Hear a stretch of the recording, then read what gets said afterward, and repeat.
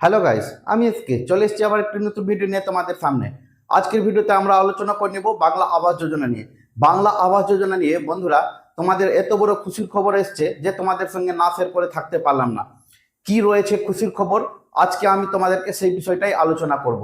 ভিডিওটা অবশ্যই শুরু থেকে শেষ পর্যন্ত দেখতে থাকবেন, না হলে কিন্তু আপনারা কিছু বুঝতে পারবেন না। তার সঙ্গে আরও কিছু গুরুত্বপূর্ণ আপডেট রয়েছে। যারা ক্ষতিগ্রস্ত রয়েছে তাদেরও কিন্তু টাকা দেওয়ার কথা আলোচনা হয়েছে নবান্নে। নবান্ন থেকে যতগুলো বিষয় উঠে এসছে সেই বিষয়ে আজকে আমরা আলোচনা করব।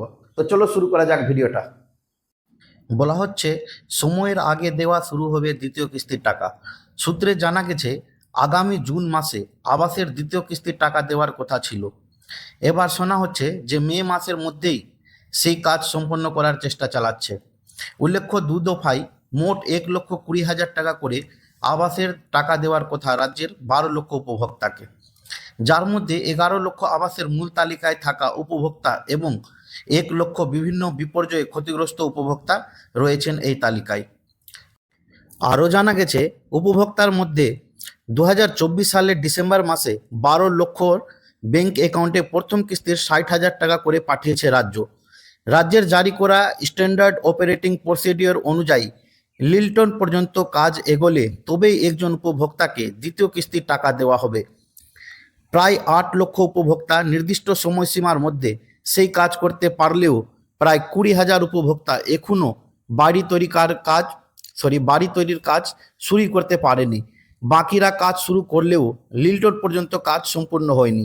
এ বিষয়ে রাজ্যের পঞ্চায়েত মন্ত্রী প্রদীপ মজুমদার বলেন যে মে মাসে 12 লক্ষ উপভোক্তা দ্বিতীয় কিস্তির টাকা পাবেন বলে ঘোষণা করেছে মুখ্যমন্ত্রী। সেই নির্দেশ কার্যকর করতে আমরা বদ্ধপরিকর। ইতিমধ্যে নিয়মিত পরিদর্শনের মাধ্যমে নজরদারি বাড়ানো হয়েছে। মে মাসেই 12 লক্ষ উপভোক্তাকে আমরা দ্বিতীয় কিস্তির টাকা দিতে পারব। অর্থ দপ্তরের সূত্রে খবর, প্রাথমিক পর্যায়ে 8 লক্ষ উপভোক্তাকে দ্বিতীয় কিস্তির টাকা দিতে প্রায় 4,800 কোটি টাকা খরচ হচ্ছে। এই অর্থ বরাদ্দ নিয়ে প্রকল্পের দায়িত্বে থাকা পঞ্চায়েত দপ্তরের সঙ্গে নবান্নের শীর্ষকতার বৈঠক হয়েছে বলেও খবর রয়েছে। শীঘ্রই দ্বিতীয় কিস্তির টাকা ছাড়া হবে। এছাড়া মুর্শিদাবাদে সাম্প্রদায়িক হিংসার ঘটনায় ক্ষতিগ্রস্ত 300 পরিবারকে বাংলার বাড়ি প্রকল্পের অধীনে বাড়ি তৈরি করে দেওয়া হবে বলে জানানো গেছে। তাদের প্রথম কিস্তির টাকা দিতে শীঘ্রই অর্থ দপ্তর প্রয়োজনীয় অনুমোদন দিতে চলেছে বলে নবান্ন সূত্রে খবর জানা গিয়েছে।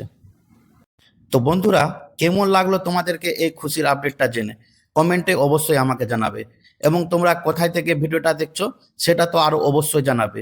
আর যদি ভিডিওটা ভালো লেগে থাকে তাহলে আমার চ্যানেলটিকে এখনই সাবস্ক্রাইব করে দিন এবং লাইক শেয়ার করতে ভুলবেন না, কারণ আমি এরকম সরকারি প্রকল্পের ভিডিও বানাতে থাকি। ধন্যবাদ।